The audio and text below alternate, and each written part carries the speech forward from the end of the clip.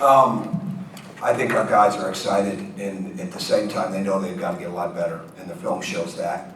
And the bottom line is we can improve a lot of the controllables, which is our effort to the glass, our sprint backs on defense, our awareness off the ball, our anticipation of screens, the quick pass, reading where cuts are, and sometimes not just standing, but reading how we're being played and make it cut. We want to play a lot of random basketball. When the ball is moving, that's our best offense. And our fast break is like our motion offense when we've got it going, and because we have so many players that can play different places. And what we've got to do is continue to make a quick pass with a lot of movement, and that just keeps the game moving. And at the same time, defensively, we've got to do a better job of taking that away. So I know we're excited to play against Eastern. A lot of respect for Jay Spoonar. His father, Charlie, was one of the great coaches of all time, and was always good to me. I'd call him a personal friend. And Jay has done a fantastic job in his own right as a coach. And this team plays very fast. They play very innovative. They can play through all five guys. They can isolate. Johnston is a matchup problem. Trey Anderson is an extreme matchup problem because of his size and the fact that he can overpower you with his back to the basket and off the dribble, and at the same time is an outstanding passer and really finds cutters. So we've got to do a great job of being aware of them. And Hardy can shoot the ball. Number 5 can really shoot the ball. And so for us, it's going to be a matter of just really staying principled on our transition D, our half-court defense, getting the ball out quickly, and building on things from the first 2 games, and making a much more concerted effort to go through the paint and everything. Well, not everything that we do, but with a lot more what we do, whether it's through the drive, whether it's through the post-up, and certainly whether it's through our offensive rebounding. And we're looking forward to it. So go ahead. First question. Pete? Tom, when you look at your defense, what numbers do you look at? And I know it's easy to say points per game, but that can sometimes be misleading. Yeah. Is there certain keys? Field goal percentage defense. Field goal percentage defense, 3-point defense. The turnover part is going to be big for us because that can really change the field goal percentage defense. So the less turnovers, the better, obviously, because those are so indefensible so many times because you can't get back and stop people. To me, that's the big one. And then what's our rebound numbers like? What are they getting offensively? What are their offensive rebound numbers like? So we want to be very good at making tough challenged shots come from tough challenged passes. And when teams are allowed just to move the ball around, it creates a lot more open looks. And then when it comes to the in-house stuff for us, it's going to be what are we doing at the rim? What's our help like there? And then there's always specifics inside of the game. Like this team does a really good job of dropping the ball up to the baseline.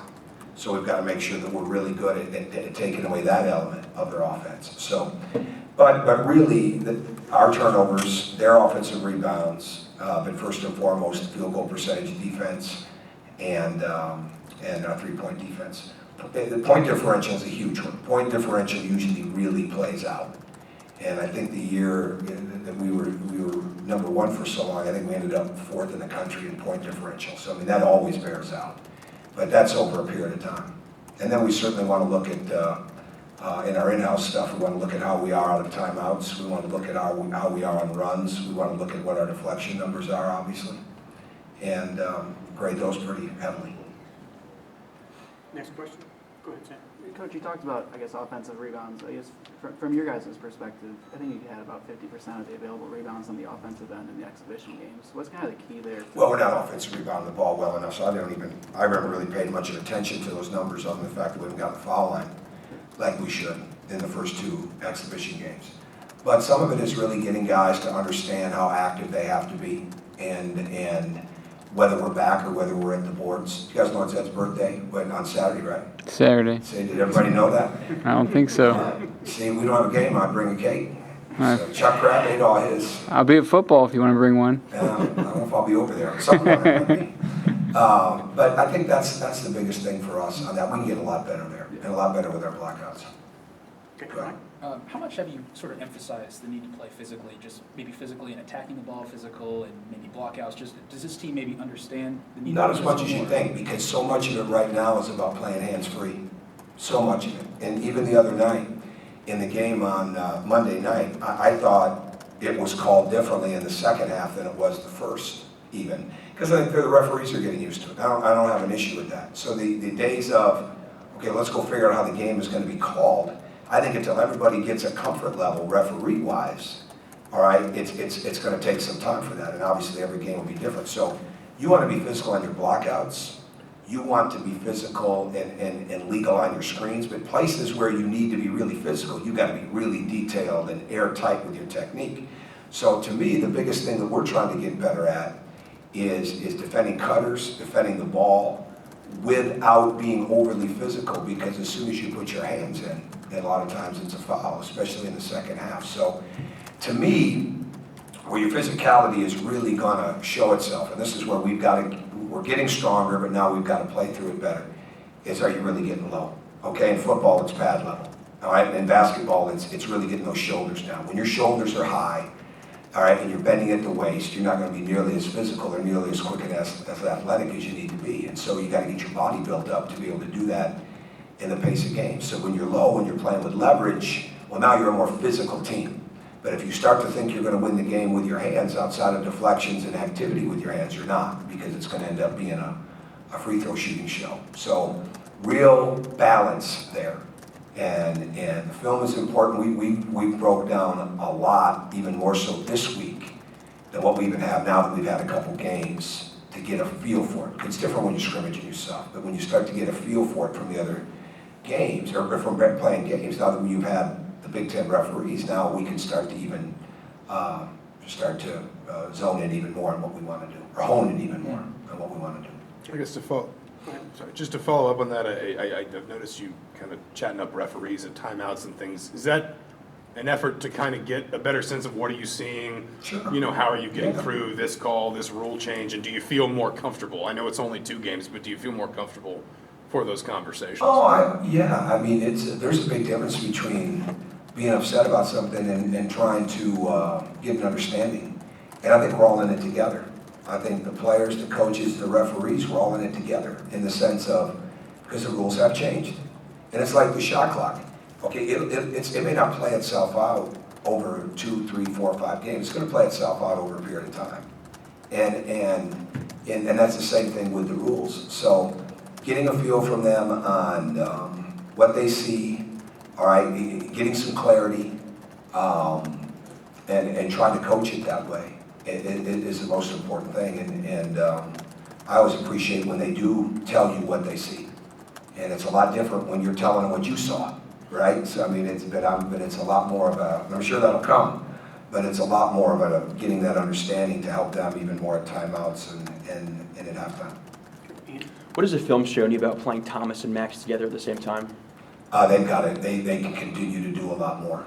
They can continue to be more active offensively, defensively, all the way around. And as you've seen, they both have 3-point range, but being that person that can make those shots. It's a little hard because Colin and Thomas have missed so much time of live action in practice. And we see that on the court. And we're in a minutes limit the other night with Thomas, and somewhat of a minutes limit with Colin. And so it wasn't that I was taking Thomas out because he wasn't playing well. It was more managing it and helping him get ready for situations. They ran some different things that we hadn't spent a lot of time on yet. And so obviously we've done more of that the last couple of days to get ready for different types of actions. But it remains to be seen. I'm no closer to knowing what the starting lineup is tomorrow. I mean, it's just... I don't know. I'll decide sometime tomorrow. But I do like the fact that those guys have played together because I think that's going to be needed, just like it's going to be needed with Juwan. And there'll be times it's Troy, Colin, and one of those guys. I mean, when we can get bigger and still not lose any speed or mobility or ball movement, it'll be good for us. You mentioned managing minutes. Is that something that's kind of ongoing, especially early in the season, to kind of, I guess, to pace some of these youngsters? Well, you want it to be. We try to do that with Cody, but when it's time to win the game, it's time to win the game. So, I mean, It's more based on, there's the injury situation and knowing that it's a long season, and then there's the freshman situation. So it's two. And it's really trying to steal some time, through timeouts, help them continue to learn, help them continue to get better coming off the bench. I didn't think the other day we were very good at all once we'd gone to the bench and coming back. Certainly some guys were, but I mean, it wasn't where it needs to be. So we're not even playing nearly as fast as we're going to play when it comes to the pressure. We got to get our half-court defense solid, and we're working towards that. But eventually, we're going to play a lot faster with pressure. And we're not very good at taking the ball out of bounds yet and getting it up the court. That's something we haven't spent enough time on, and we will. So I mean, there's a lot of room for growth in all of those areas. But managing minutes of young guys is a huge part of that when you have such a long season. Forgive me, I'm asking as much for some of my comrades north of the Indiana-Michigan border, but Jim's in town this weekend. He said he was going to try to make it to the game tomorrow. I guess, do you know if he'll be there, and just what's this weekend going to be like for you and for him and the family? Well, our house will be full. So I think it's fantastic. It's just, I love Jim. I mean, Jim and John treat me like their brother. They always have.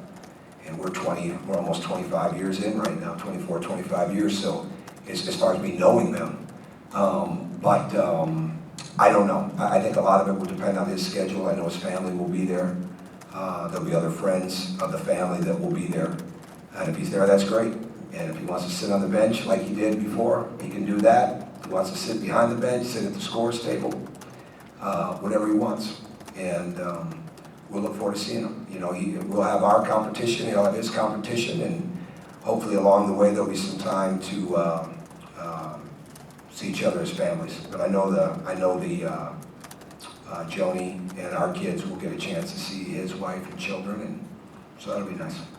Okay, Coach, thank you very much. All right, thank you, players.